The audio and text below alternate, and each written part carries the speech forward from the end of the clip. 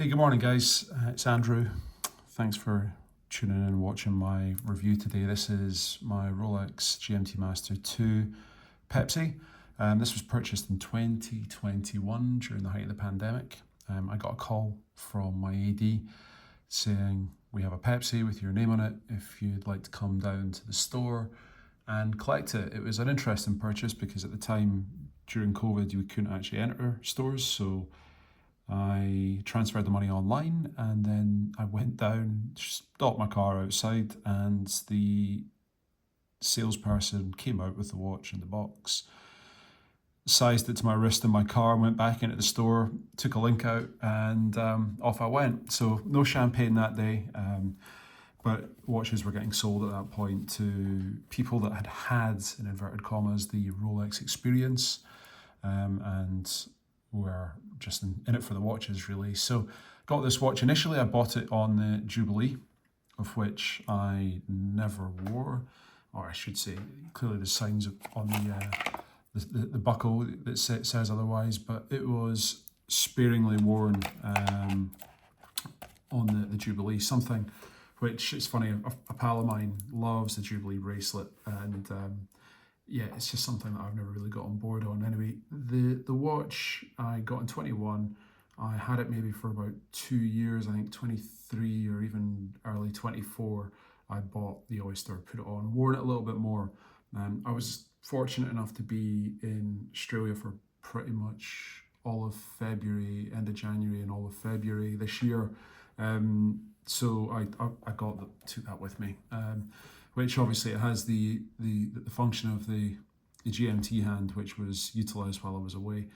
Still has some of the stickers on this. So recently I've actually been thinking of trading this in, just because I don't wear it. I don't wear it a huge amount. The first thing that I did when I came back from Australia was to get out of it, take it off, and I put on my Cookie Monster, which I didn't take with me, and I wore that pretty much for a month without even blinking. And then I decided, because I was thinking of selling this, to put this back on and see what I think. And I enjoy wearing it. It's certainly, I don't see many of these out in the wild. There's a lot more stainless steel Submariners, I think. But one of the things that the Rolex Submariner book actually taught me was that these Rolex steel models are not in low supply. They make them by the ton. There's a lot of these produced every year, but all the same, this is kind of an iconic watch based on the feature of the blue bezel, blue and red bezel. It's classic. It's forever either been in the catalogue or been longing to be in the catalogue. Fans of the brand have always wanted it to be there, and it's there now. So I can't see this being discontinued. As it's more of a case of, if Rolex are struggling with the manufacture of the bezel, I can see them putting more money into the manufacture of the bezel to get it perfect rather than to get rid of it from the catalogue. I don't think that's really an option for this model. Let me know what you guys think, because I know that this is quite a divisive conversation where people really prefer the Jubilee bracelet. Yes, it's more comfortable and whatnot, but personally I think it's more feminine, which is nothing against that. It's just not my vibe. And then it's a lot shinier. It catches a light a lot more, this thing. That said, I really love the President bracelet. So this is kind of, the President bracelet, I'd say, is like an amalgamation of the two manufactured products. But personally speaking, I don't find it as useful. The 24-hour bezel, I don't think I've ever used from a functional perspective, where the 120 click Submariner bezel, I use a lot more. So yeah, Apple Watches in shot, because that's something that I'm going to be putting on right now. I've just resewn and overdressed my lawn, and I'm currently getting as much water down in the morning as I can, and I'm about to go out to the gym, so hence the reason this is sitting here. So I'm thinking, getting out of this, trading in my Hulk, and potentially going into something different. It's it's about, for me at this stage of my collecting, if I look at something, do I want to wear it as opposed to just acquiring it? There's no, my Hulk, for instance, I've worn a couple of times in the last couple of years. It's not a watch now that I'm drawn to. So I kind of look at it and think, Rolex have got a tendency to recycle ideas, hence this. Will Rolex bring out a Hulk again one day in the future with a better movement, with a more refined case as opposed to the maxi case? Yeah, it's a time stamp, it's a period in time. But if I don't wear it, I can't justify personally having these things sitting in a box without wearing them. When there's so many watches that I want. So I've gone through a couple of ideas over the last few weeks. One was a JLC reverso skeleton chronograph. The other is an IWC Big Pilot chronograph in Ceratanium. And another is a Patek Aquanaut 5164.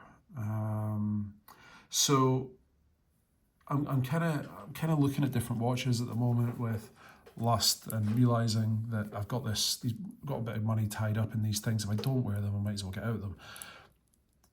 What I'm interested in is seller's remorse, because that's the one thing that's holding me back at this point. I've had this a couple of years. I don't wear it a lot. I've changed the bracelet on it, which I'll get maybe 60% of the value back on if I was to sell it. This one was about £1,400 or £1,500, so I might get £1,000 for this, or this strap. I've got a watch which I don't wear too often.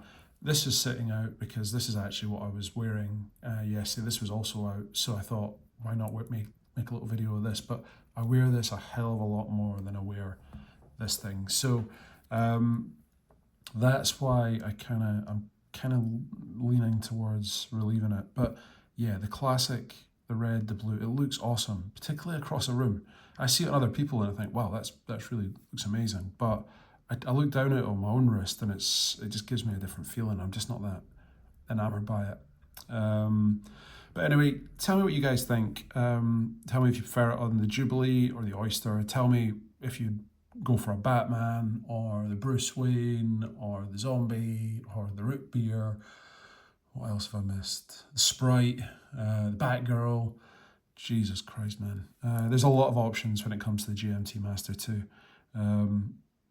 The travel watch in the Rolex catalogue that I'm actually drawn to the most at the moment, which people won't be, this is not a popular choice, is the white gold Skydweller with a white dial on Oyster flex. So it's the white dial with the black strap. I think that is an absolute killer watch, and people think, well, if I'm going to buy gold, it has to be yellow gold, so other people know it's gold. But I don't really subscribe to that train of thought. But I think it's a really cool, understated watch, and it sits really well. The Skydweller on Oyster Flex on your wrist, a lot better, in my opinion, than on being on either the Jubilee or the Oyster, because I think it's really quite a top-heavy watch, particularly in precious metal. It's got so much weight to it, it rolls around, it has to be really well fitted. I quite like my watch to move around, but there's a limit to how much weight I want to have on the head of the watch. But I'm kind of drawn to that, and that's actually a value proposition. It's one that tanks in the market, similar to my white gold sub. I was commenting, someone in the comments was saying to me for my white gold sub vid that they recently picked up for £24,500. I bought mine in 21 at 31 grand, and I think today it's hitting the heights of £40,000 from the catalogue. So certainly there's value to be had in these things if you're buying them smartly today. And that's kind of part of my thinking of getting out of this thing. It's done well financially. I'm not in it for the investment, but I'm acutely aware of the value of these things. It's done well from a financial perspective. And my Hulk also was done well for me. I think I paid £7,000 for that, so I might get 14 for it today. So it owes me nothing. I've done really well out of it, and now I can potentially consolidate the two watches into something different or a few watches. But anyway, that's my train of thought. I've rambled on for long enough. My grass is watered. I need to go move my sprinkler, and I appreciate everybody watching. Let me know what you guys think. What's your favourite GMT Master 2? Do you prefer it on the Jubilee, which people seem to really dig, or do you prefer it on the Oyster? Personally, I'm an Oyster guy all day, every day. I don't think I'll change Oyster or Oyster Flex for me. But yeah, let me know what you guys think of this one. I appreciate you watching. I really enjoy the comments and getting some constructive feedback. And it's quite an amazing community, because based on what I've seen and what I've experienced firsthand, the people that comment are generally, it's all positive. 1 in 40 is a negative comment, which again I don't really mind. I'm not precious, but it's just a sad reflection on some folks. But yeah, please continue to comment, continue to give me your thoughts, your feelings. Let me know what you think of this thing, and I'll see you probably in the next one.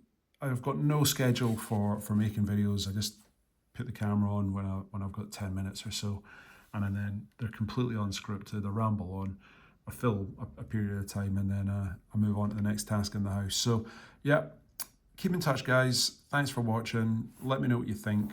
Hit the like button, add some comments, get a bit of traction. But hope everybody's well, and all the best to you. Take care. Bye now.